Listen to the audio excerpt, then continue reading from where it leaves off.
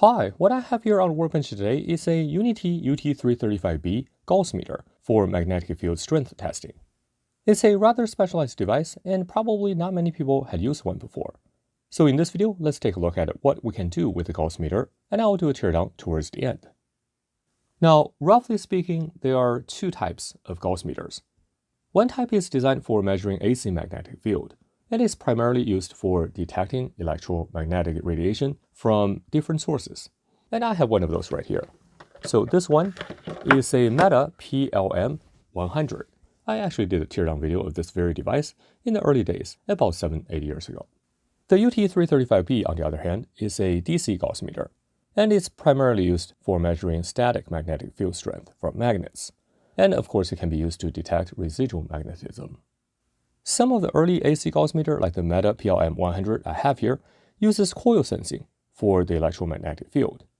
A DC Gauss meter uses a Hall sensor for detecting magnetic field, so the sensor is a lot smaller. And you can see that the sensor is very light and small, whereas the one on Meta is quite heavy because it has a coil inside.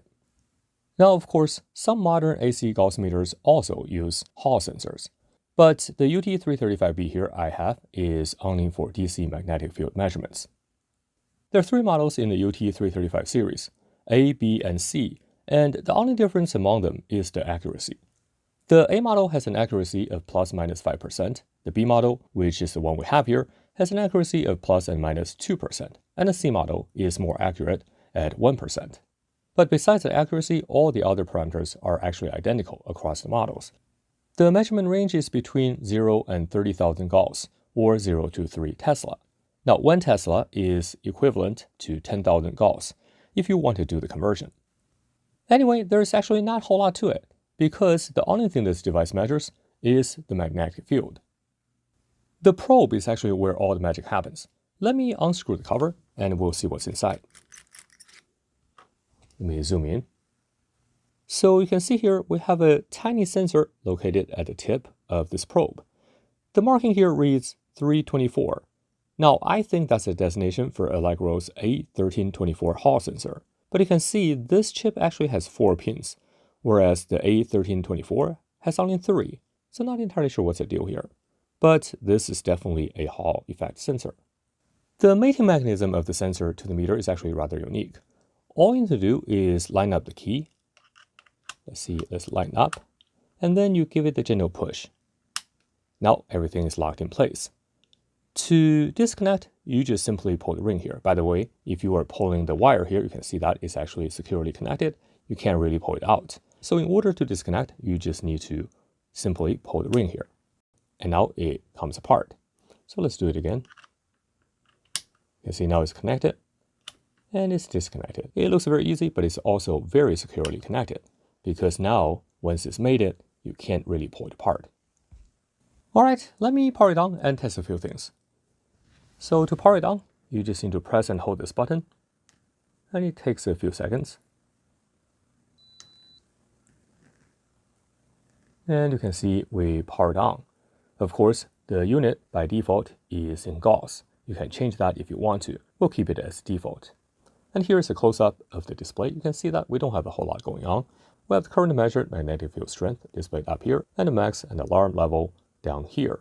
So that's pretty much all there is. Okay, first, let's actually test out a couple of neodymium magnets and get a sense of how strong the magnetic field is around the surface. For this test, I'm actually going to remove the sensor cover so that we can get the sensor close to the surface of the magnet. All right, so here is our first magnet, and I'm trying to put the sensor right on top of the magnet, and let's take a look at the measurement. You can see that it's roughly 2300 Gauss, and of course, actually we can get it even closer if I turn it around. Maybe not. Okay, so it's roughly the same. So this magnet, you can see that the strength on the surface is around 20,000 Gauss. Let's take a look at another one. And here is another neodymium magnet.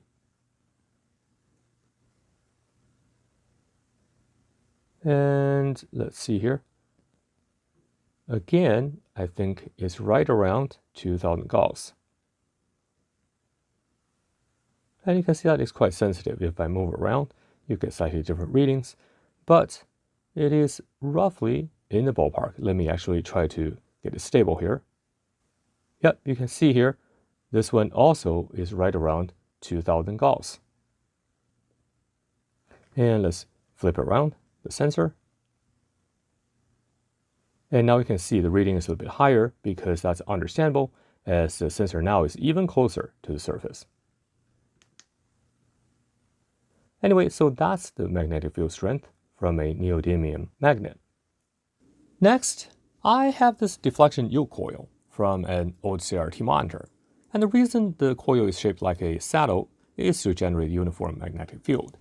Of course, I only have half the coil here, but we should be able to get an idea of how uniform the generated magnetic field is. So let's take a look here. And now I just connected it to a power supply, and currently I'm passing about 1 amp through. So let's actually take a look at the magnetic field. You can see that here is right around 3.8 Gauss, and we can move around. Indeed, you can see that within this area, the generated field, of course, it varies a little bit, but it's roughly in the same range. So that's actually the property of a deflection coil.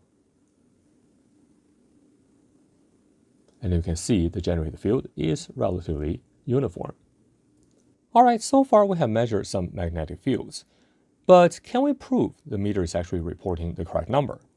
Well, the only way to find out, I guess, is to generate a field with a known strength. Let's actually see what we can do here. Okay, here's what I came up with. If I make a coil with known parameters, I could use a coil and pass through some current to calculate the theoretical magnetic field strength. So here is the coil, and it's a simple air coil. I wanted it myself, and it has 35 turns. The diameter of the coil is roughly 30 millimeters, and the length is 54 millimeters. And if you do the calculation using this formula, you get approximately 16 microhenry as the inductance. Now, the unit used in the calculation below is actually imperial.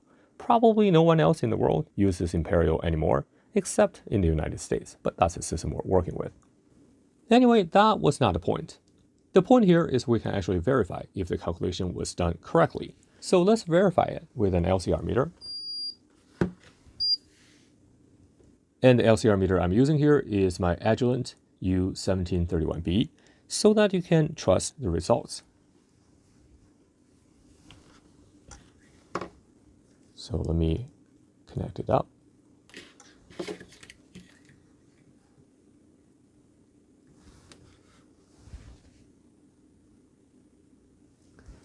Yeah, you can see it's roughly 16.2 microhenry. So our calculation matches the measurement almost exactly. Anyway, now we can use this to calculate the field strength.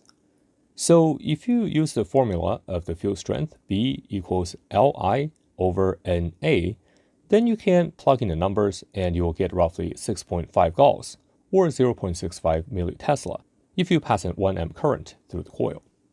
In fact, there are multiple ways to calculate the field strength, and you don't have to start with the inductance if you know the geometry of the coil already. But if you just find a random air coil, you can actually measure the inductance first and then using that to calculate the field strength. Anyway, let's actually verify that. Now, I just connected up with a power supply. Currently, there's a 1 amp current passing through. And it's going to be a little bit tricky because the field strength is not going to be uniform outside this coil, and we can only put it as close as possible to the opening here. So let's give it a try.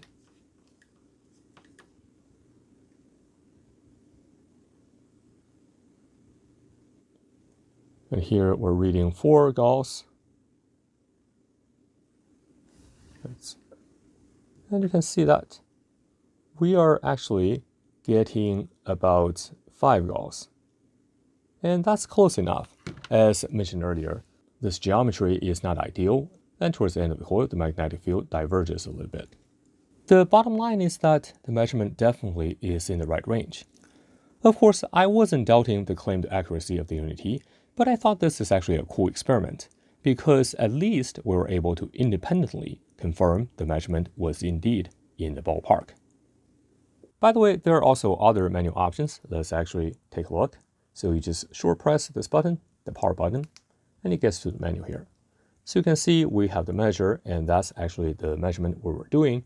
And then you have the QC test, you have the speed, and yes, you can use this meter to measure the RPM of a rotating disc. And the way you do that is you attach a magnet to the disc first. Now, this is probably not the best way to measure the RPM because if you attach a magnet, you'll for sure throw away the balance. But nevertheless, this meter can be used to measure RPM if needed.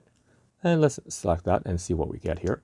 So it really is just a counter. Every time the magnet goes under the probe, it will increment the count. All right, let's come back. And we can record the data. You can set the alarm. You can set the sleep interval, and so on and so forth. Of course, this is a unit we mentioned earlier. And that's pretty much all there is. So these are all the parameters you can tinker with the UT335B. All right, let me open it up and take a look inside briefly. And by the way, we also have this stand. You can see that. You can stand it up. Now, I wouldn't actually recommend it because this device is very light. If you pull the cord, for example, you can tip over. But anyway, if you need to do that, you can using this stand. So let me open it up. Now, I'm not expecting too much, to be very honest. As for a Hall sensor device, all you need is just some amplifiers and a microcontroller. The calibration info is all stored in the memory. I assume it's either the built-in memory of the microcontroller or an EEPROM. Anyway, let's open it up and take a look.